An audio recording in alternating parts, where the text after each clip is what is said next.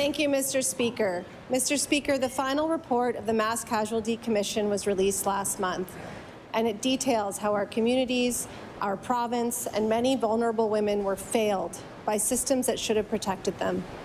Avalon Sexual Assault Centre brought forward the fact that the perpetrator was well known to have taken advantage of vulnerable and marginalized women who came to him for denture services, many of them in Dartmouth South. This was enabled through referrals from the Department of Community Services. These women did not report because they did not feel safe. Will the Premier commit to implementing the recommendation number 13 of the report to adequately fund organizations combating gender-based violence at, quote, epidemic levels, unquote, and to ensure that victims feel safe coming forward? The Honourable Premier. Thank you, Mr. Speaker, and I thank the commissioners for their work. And of course, we know the tragedy of that period in time in this province and across the country. I mean, our thoughts have always been with the families, with the survivors.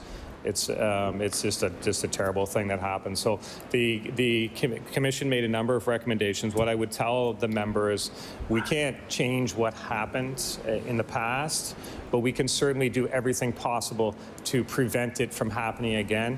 We're going to work with those commission recommendations, and we'll work with the federal government to make sure. The very first step, Mr. Speaker, is the recommendation to put the panel together to make sure that governments federally and provincially follow through on the recommendations. We're committed to doing what we possibly can to prevent this from happening again, Mr. Speaker. The Honourable Leader of the New Democratic Party on her first supplementary.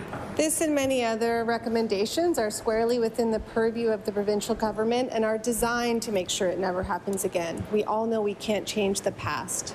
Survivors, families, and community members have expressed that they continue to struggle and do not have adequate resources to heal in the aftermath of the tragedy.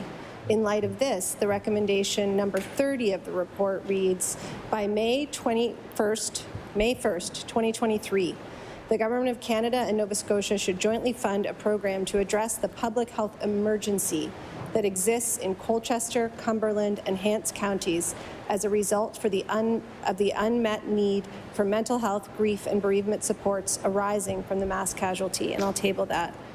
Will the Premier commit to implementing this recommendation by May 1st? The Honourable Premier.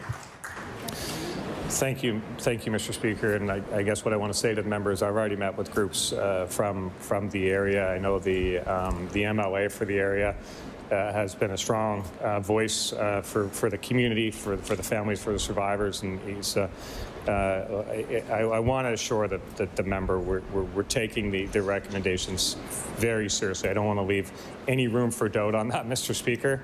Nobody wants this to happen again. As a province, as a country, we will absolutely do whatever we can to make sure we take the steps to prevent a tragedy like this from happening again.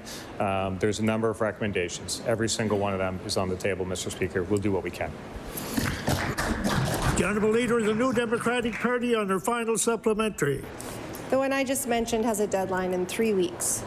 Mr. Speaker, the Mass Causality Commission recommended no less than a transformation of our entire approach to community safety.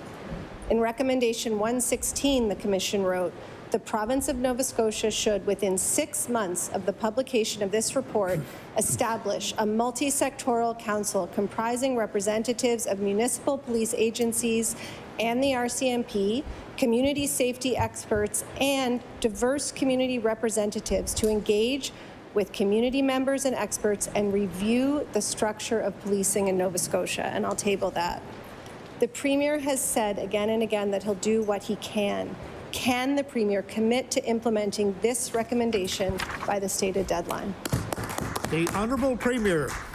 Mr. Speaker, the effort that went into the Mass Causality Commission and the report, 3,000 pages, Mr. Speaker, a number of recommendations. The members identified 3 recommendations. She could put them all in front of me and go through them one by one, and my answer would be the same. Nobody wants to see something like this happen ever again in this province or in this country.